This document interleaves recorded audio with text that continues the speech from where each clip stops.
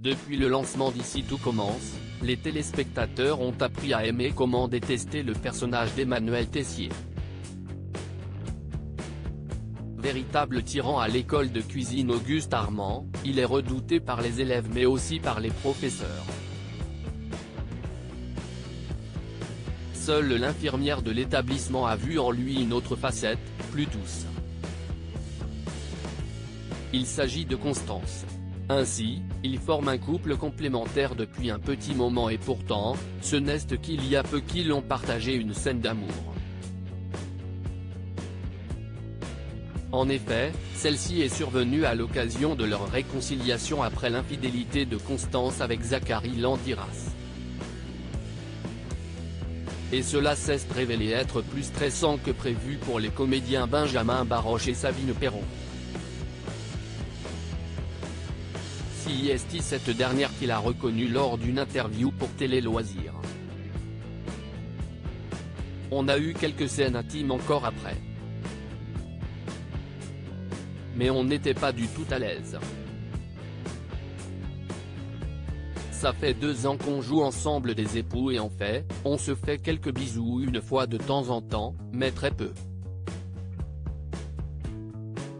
On n'a pas de scène charnelle. Donc, d'un coup, c'est comme si on se découvrait et on était hyper maladroit et empoté. C'était très drôle, a-t-elle rapporté à nos confrères. Malgré la gêne, Sabine Perrault se souvient surtout d'avoir partagé avec son partenaire de jeu un moment très drôle. Après, on a beaucoup rigolé. Même si on était à moitié nus, personne ne nous voyait et on était avec une équipe hyper sympa. Et après il y avait une séquence de comédie. On se marre bien avec Benjamin et on aime surtout les scènes de comédie.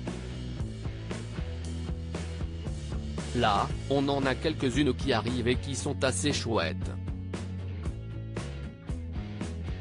On a apprécié de jouer comme des gamins qui se retrouvent et qui se cachent de leurs enfants. C'est très sympa à faire, a-t-elle confié. Rappelons que Sabine Perrault et Benjamin Baroche jouent le couple Tessier depuis le lancement de la série Ici tout commence, en novembre 2020 sur TF1. 2 ans plus tard, les téléspectateurs sont toujours au rendez-vous pour suivre les aventures des personnages de cette. Chaque soir, ils sont en moyenne un peu plus de 2 millions derrière leurs écrans.